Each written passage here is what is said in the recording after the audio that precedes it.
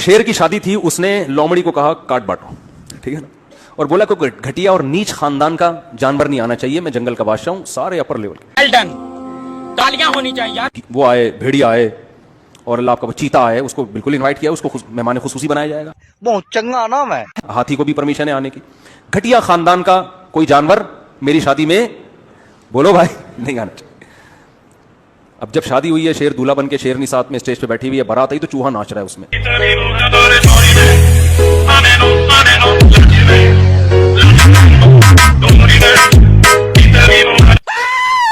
बड़े स्टाइल के साथ नाच रहा है शेर को, उस वक्त तो बर्दाश्त कर लिया शेर ने भी, बारात खराब ना हो जाए ना कहीं।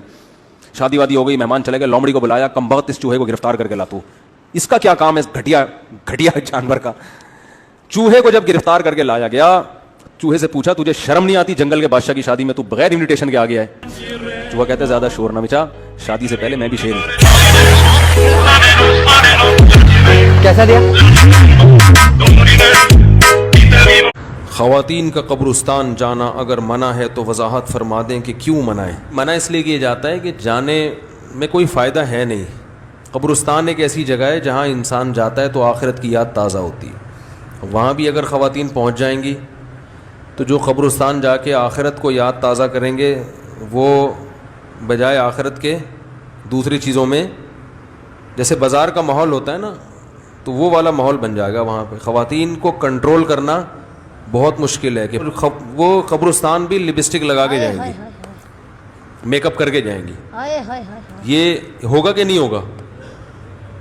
अच्छा सा कपड़े निकालेंगी, घर से जब निकलती हैं तो डिस्टेम्पर के डब्बे खाली हुए बगैर कि कहाँ जाती हैं।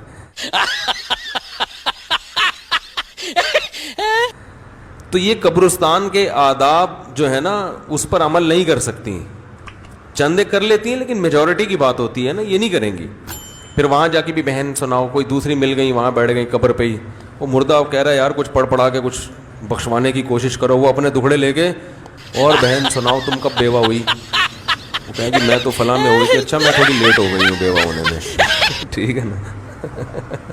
तीसरी कहेगी बस मैं तो अभी होने वाली हूँ बेवा। तो अच्छा अजीब बात है, हमारे यहाँ ख़वातीन बेवा बहुत होती हैं। मर्द जो है ना, वो जो आईडी कार्ड में लिखा होता है ना, रंडवाल का लफ्ज़ कहते हैं जो बेवा की अपोजिट हो ना, तो मर्द रंडवे कम होते हैं। बेवा, मैंने कहता हूं कि यार ये पहले अपने मियाँ को कब्रिस्तान पहुंचाती हैं, उसके बाद ये उसी राह पे सफर शुरू करती हैं। चंद महीने पहले ना खातून आई मिलने के लिए, तो वो अपने बच्चों की शिकायतें कर रही थी, मेरे बच्चे ऐसे, मेरे बच्चे ऐसे। वो इतनी स्पीड में बोल रही थी कि मुझे अंदाज़ा हो गया कि इनके बच्चे बुरे नहीं हैं, ये कुछ ज़रूरत से ज़्यादा सख्त हैं, सख्त मिजाज हैं। क्योंकि जब आप मुझसे कुछ पूछने आई हो तो मुझे भी तो बोलने दो भाई, कुछ देर खामोशी इख्तियार करोगी तो मैं भी कुछ नसीहत करूँगा। वो बोले ही जा रही हैं, बोले ही जा रही हैं। मुझे यकीन हो गया कि इनके शौहर का इंतकाल हो चुका होगा। हालांकि उन्होंने नहीं बताया था कि मैं बेवा हूं या नहीं हूं। तो मैंने उनसे पूछा कि आपके शौहर जिंदा हैं? कहा नहीं। एजेड खातून थी, ज़रा उम्र थी उनकी। मैंने कहा कब इंतकाल हुआ? कहने वो तो 10 साल पहले हो गया था। तो मैंने कहा यार 15 साल फिर भी उन्होंने निकाल लिए, बड़ी बात। शादी को जो टाइम हुआ था ना, तो मैं उनसे कहने वाला था कि वो तो मुझे पहले ही पता था कि उनका इंतकाल हो चुका होगा, वो तो मैं वैसे ही आपकी ज़बान से उगलवाना चाह रहा था। क्योंकि जो उनका स्टाइल था ना बात करने का, मुझे अंदाज़ा हुआ कि अगर आधा घंटा ये मज़ीद बैठी तो मेरा इंतकाल हो जाएगा। तो शौहर ने 8-10 साल कैसे बर्दाश्त किया होगा, आप अंदाज़ा लगाओ यार। है वो एक आदमी जो था ना, वो क्या करता, जब उसकी वाइफ थी वो जॉब करती थी कॉलेज में, टीचर थी, प्रोफेसर थी। वो अपनी वाइफ को लेकर सुबह सुबह कॉलेज छोड़ने जाता, बाहर से आके दरवाज़ा खोलता अपनी गाड़ी का ना, और उसकी वाइफ उतरती जाती, तो सारी कॉलेज की औरतें और जो जितनी टीचर्स थी वो देखती कि यार इतना प्रोटोकॉल अपनी बीवी को दे रहा है कि उठ के आता है, बाहर से ऐसे दरवाज़ा खोलता है, बेगम साहिबा उतरिए। بیگم صاحبہ خود دروازہ بھی نہیں کھولتی. تو اب دیکھا بڑا خاندانی آدمی ہے, تو اس کے لیے رشتے آنا کالج سے شروع. شکر مدنا مزہ اور خوش ہو, لو یو ہوگا بڑا بڑا. نمبر مانگ رہی ہیں خواتین, ذرا آپ ایکچولی آپ سے ایک بات کرنی ہے, تو ہم سے بھی شادی کر لیں آپ. اس کا مطلب یہ یعنی عورتیں اس پہ راضی ہو گئی, اس کی چوتھی بیوی بننے کے لیے بھی ہم تیار ہیں. رکو ذرا صبر کرو. اتنا نیک کمبخت وہ گھننا تھا. آئے آئے آئے مزے آئے آئے آئے آئے آئے آئے. اس نے بھی کسی کو نہیں بتایا جب تک 4 پوری نہیں کر لی. بعد میں بتایا کہ یہ گیٹ اندر سے کھلتا ہی نہیں ہے. بعض گاڑیوں کا لاک خراب ہو جاتا ہے نا, وہ بھی ایسا گھننا. اس نے یہ راز اس وقت فاش کیا جب 4 پوری ہو گئی. اس نے بتایا ایکچولی مسئلہ یہ ہے کہ یہ گیٹ اندر سے کیا ہے, لاک خراب ہے, باہر سے کھولنا. اب میں لاک ٹھیک کروا لوں گا.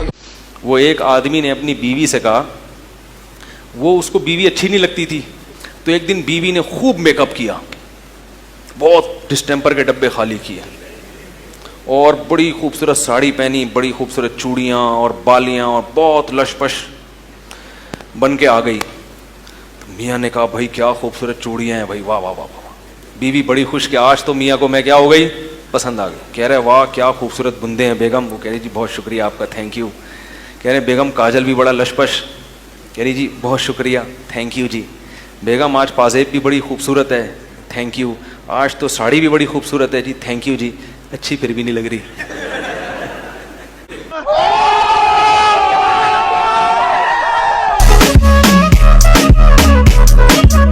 وہ ایک قاری صاحب تھے نا, قاری صاحب, وہ ایک بچے کو کہہ رہے تھے کہ تو گدھا تھا, میں نے تجھے انسان بنایا. وہ کوئی شرارتی ہوگا. تو اب ایک دیہاتی کھڑا ہوا, وہ سن رہا, گاؤں کا بیچارہ سیدھا سادہ. اس نے کہا بھائی یہ گدھے کو بھی انسان بنا دیتے ہیں یار. وہ قاری صاحب سے آ کے کہتا ہے کہ قاری صاحب میرے پاس بھی ایک گدھا ہے, اگر آپ اس کو بھی انسان بنا دیں. انسان, آپ نے تو اس گدھے کو انسان بنایا نا. دیہاتی اپنا گدھا لے کر آ گیا, کہنے لگا اس کو بھی کیا بنا دیں, انسان بنا دیں. اب قاری صاحب کو اندازہ ہو گیا کہ یہ کھیلنے کا بہترین موقع مل گیا مجھے, اس سے کھیلتے ہیں تھوڑا سا. قاری صاحب نے کہا بھائی چھوڑ جاؤ اس کو, انسان والا مسالہ کچھ دن لگا کے رکھنا پڑے گا. تو جب کچھ دن مسالہ لگے گا تو انشاءاللہ یہ انسان بن جائے گا.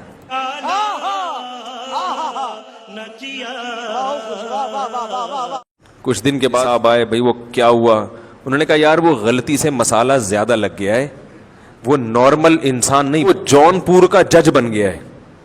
تو وہ جو جون پور کا جج ہے نا, وہ اصل میں تمہارا گدھا ہے جو جج بنا ہوا بیٹھا ہوا ہے وہاں پہ, وہ مسالہ زیادہ لگ گیا بس. تو یہ صاحب وہاں پہنچے دیہاتی, پہلے تو جج کو اشارہ کیا تو جج کو غصہ آیا, تو پھر گھاس لے کے اس کو دکھا رہے.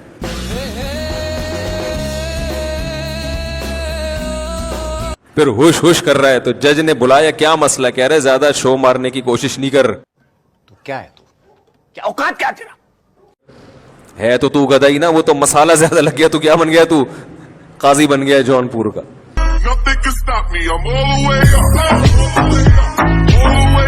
ایک مولوی صاحب تھے, اللہ معاف فرمائے, مولویوں کے بھی عجیب عجیب بعض واقعات آ جاتے ہیں, کیا کریں.